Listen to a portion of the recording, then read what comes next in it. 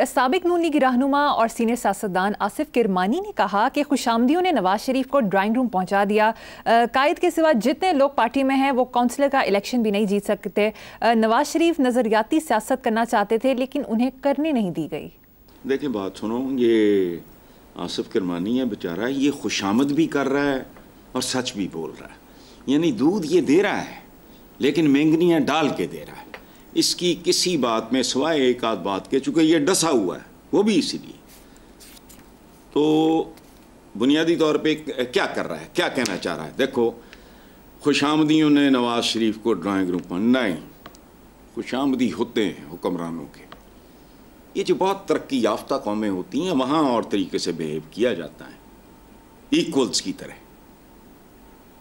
या सदियों पहले हमारे यहाँ ये रिवाज हुआ करता था, जहाँ सियासत होगी, कायद होगा, वहाँ खुशामद नहीं होगी तो क्या होगा। खुशामद ने नहीं, मसलसल धोखेबाजी ने उनको यहाँ तक पहुँचाया। अच्छा, कायद के सिवा जितने लोग पार्टी में हैं, कायद के सिवा, वो काउंसलर का इलेक्शन भी नहीं जीत सकते। नवाज शरीफ नजरियाती सियासत करना चाहते थे लेकिन इन्हें नहीं करने दी गई। वो नजरियाती सियासत का बरखुरदार इस जमाना ही नहीं, वक्त के साथ साथ कुछ चीजें मतरूक हो चुकी हैं।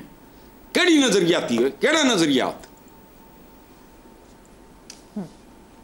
दो चार बेसिक चीजें होती हैं, उनके एक ही असूल हैं और उनके अन्नदाता बिल्कुल ही हर चीज के कहीं और बैठे हैं। ये आलमी गांव है, मजाक नहीं। इसे कहते हैं ग्लोबल विलेज। दुनिया श्रिंक के इतनी सी रह गई है। वो तो डोनाल्ड ट्रंप बढ़ के मार रहा होता है, इधर मैं बैठ के सुन रहा होता हूं। कहां गई नजरिया, केड़ा नजरिया है, केड़ा। पहली बात तो यह है कि दुनिया में नजरिए शजरिए कब के खत्म हो चुके हैं, दफन हो चुके हैं। ये कनपड़ों वाली बात की है इसने, नजरियाती सियासत। ओ भाई, ये नजरियाती नहीं, अब थंब रूल्स, बुनियादी असूल हैं। अगर किसी मुल्क ने ग्रो करना है, किसी माशरे ने ग्रो करना है, उसकी तुम 3 4 5 मोटी मोटी रिक्वायरमेंट्स है, बाकी उसके अंडे बच्चे हैं। नजरियाती सियासत तो केड़ी नजरियाती। यहां नजरिया पाकिस्तान लोगों ने इतना बेचा जिसका हिसाब कोई नहीं। मुल्क के दौलत होने के बाद बेचने से नहीं बाद आते। हमारी मेन बुलवार्ड का नाम है नजरिया पाकिस्तान रोड। वो केड़ा कभी नजरिया जापान सुना, कभी नजरिया जर्मनी, नजरिया रूस। ये कदम कदम पे हर चीज की आड़ में एक दुकान, एक शॉपिंग मॉल खोल के बैठ जाते हैं। कादा नजरिया है, नजरियों की दुनिया नहीं है। ये जमाने कहां रह गए नजरियों के। देखो, ये बहुत साइंसी अंदाज में दुनिया अब ना ग्रो कर रही है, आगे चल रही है।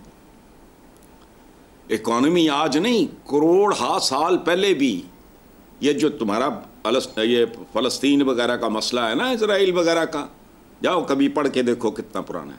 ट्रेड रूट्स ये वो वगैरह क्या होता था। मक्का में जब पता चला कि अबू सुफियान का काफिला आ रहा है तिजारत, और वो जितना माल लेके आएंगे वो सारा मुसलमानों के अगेंस्ट खर्च, ट्रेड, ये सारा। अब दुनिया के नॉर्म्स बदल गए हैं, टारगेट्स वही सदियों पुराने हैं, लेकिन उसूल बैनुल अक़वामी तय हो गए। नजरिया भी तुसी सारे जड़े यूनाइटेड नेशंस विच बैठे हो की कर रहे हो थे, लिया अपना जरा नवा नजरिया छितर मार के बाहर निकाल देंगे। इंटरनेशनल इकोनॉमी है, इंटरनेशनल पॉलिटिक्स है, ये सारा कुछ। वहां फिर धांधलियां हैं, उसका लेवल और है। किधर गया वैसे पूरे का जमीर। गजा में जो बच्चे मर रहे हैं, औरतें, बूढ़े, बुलडोज करके रख दिया उन्होंने सारा कुछ। किधर गया जमीर। ये दुनिया और तरह की दुनिया है, नजरियाती। और नवाज शरीफ को तो नजरिए का लफ्ज लिखना नहीं। एक बंदा जो पाकिस्तान में बैठ के, आबिदा हुसैन जैसी खातून, ये उनका इंटरव्यू है, मैं तो नहीं था। जेड़ा बंदा ये पूछता पाकिस्तान में बैठ के ये मुनीर न्याज़ी कौन है, वो नजरियाती सियासत करेगा। अब बात सुनो, एक बड़ा मशहूर वाक़या है। हनीफ रामे भी थे, भुट्टो साहब भी थे, फलाना टमकाना, गुजरांवाले से आगे निकले, लोगों ने घेर लिया, सोशलिज्म आ गई आगे, सोशलिज्म आ गया, जो जो होता है। तो भुट्टो साहब ने हंस के हनीफ रामे को कहा, they mean it but we don't. यानी एक सौदा बेचा है, एक कर दे रहे हैं सोशलिज्म, उन्होंने पता भी नहीं होना सोशलिज्म की होती, इस्लामी सोशलिज्म माँ भैया में पता नहीं कौन है ये। चलो ठीक है हसन साहब। नेक्स्ट खबर, चीन में पीपल्स बैंक ऑफ चाइना के साबिक डेप्यूटी गवर्नर को उम्र कैद की सजा सुना दी गई। वस्ती सूबा हुबे की अदालत ने उसे फांसी ना देने का फैसला किया क्योंकि साबिक डेप्यूटी गवर्नर ने एतराफ़े जुर्म कर लिया था, तफ्तीशकारों की मदद की और रकम भी वापस कर दी थी। ये होते हैं वो मुल्क जो जीरो से हीरो बनते हैं। हमारी आबादी कहीं कम और कहने की हद तक टैलेंट की भी कोई कमी नहीं। चीन हमारे बाद आज़ाद हुआ, वो कहाँ हम कहाँ। आज हम खुशामदियों की तरह, क्या जबान है ये, समुद्र से गहरी, पहाड़ों से ऊंची, शहद से मीठी, व्हाट इज दिस। उन्होंने तो कभी नहीं कहा। जवाबन वो भी इस तरह की खुशामद के जवाब में वही ज़रा कुछ चंद सॉफ्ट लफ्ज़ बोल देते और क्या।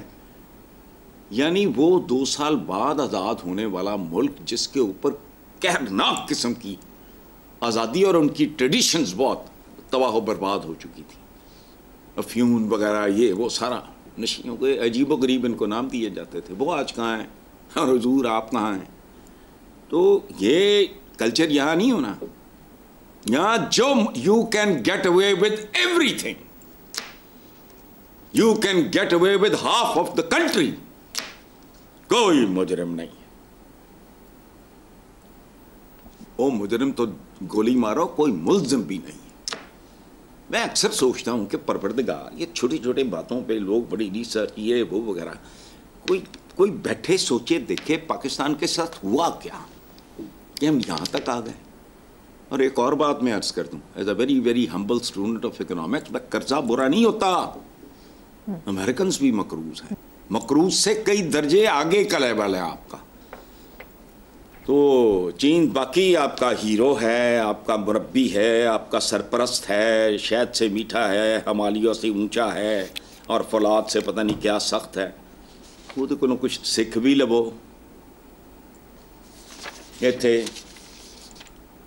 पूरा मुल्क जानता है, जो मर्जी लुट मार करो, एक कॉम्प्रोमाइज़ होने की ज़रूरत है, सब ठीक हो जाता है। सारे केसेस रिवर्स, सब कुछ ठीक हो जाता है, सब कुछ बहाल हो जाता है। चलें बिल्कुल आगे चलते हैं साहब। अमन का नोबेल प्राइज़ जापानी जौहरी बम हमलों में बच जाने वाले अफराद की इंसदाद एटम बम तंजीम को दिया गया। इस तंजीम की जानिब से एटम बम हमलों को अपनी आंखों से देखने वाले अफराद की गवाहियों को अच्छे से इस्तेमाल किया गया। अक़वाम मुत्तहिदा के सरबराह अंतोनियो गुतेरेस ने आलमी रहनुमाओं पर जोर दिया कि वो तमाम जौहरी हथियार ख़त्म कर दें, ये मौत के आलात हैं। अच्छा, ये कौन सी इसमें नई खबर है? और इस तरह के जो सरबराह अक़वाम मुत्तहिदा वो इस तरह की बातें भली भली सी अच्छी सी बातें करते रहते हैं और करते रहना चाहिए, इसका नुकसान तो कोई नहीं। मौत के हालात हैं, कोई नई खबर है। लेकिन एक बात याद रखना, ये जो ट्रिलियंस भी मामूली हैं जिसके सामने का जो असला दुनिया में पड़ा है, तुम्हारा क्या ख्याल है इसे दीमक खा जाएगी? कब तक? Another 10 years, 20 years, 30 years, 50 years. It needs only one man. Adolf Hitler या इस तरह कोई एक आध क्रैकपॉट आ जाए, मीटर फिर जाए उसका, बस ठीक है, कहानी ख़त्म। शुरू हुआ तो रुकना नहीं। वो पता नहीं क्या, मैं तो साइंस के मामले में पैदल बदनसीब अनपढ़ आदमी हूँ। चेन रिएक्शन, एक ख़ास लेवल का बम फटेगा तो फिर किसी को बम मारने की भी ज़रूरत ही नहीं रहेगी। वो चेन रिएक्शन होगा, बम से बम फिज़ा में फटने शुरू हो जाएंगे, कोई इस तरह की बात है, मुझे उसका लंबा चौड़ा पता नहीं है। तो ये ऐसी कोशिशें जो ये अक़वाम मुत्तहिदा की ये वो सारा जो और ये हथियार ये मौत के हालात हैं, तो पता है भाई, ये तो अनपढ़ कोचवान को भी पता है मौत के हालात हैं, लेकिन ये इस्तेमाल होने हैं। मैं जो क़यामत का जो कॉन्सेप्ट है, मैं वक्त के साथ साथ इस नतीजे पे पहुंचा हूं कि ये जो अशरफुल मखलूक़ात है ना, ये इसी के हाथों आएगी। इंसान खुदकुशी करेगा और जिस रफ्तार से ये उस तरफ जा रहा है, बात है नहीं। तुम अकल मानती है आपकी? मरियम आप बताओ,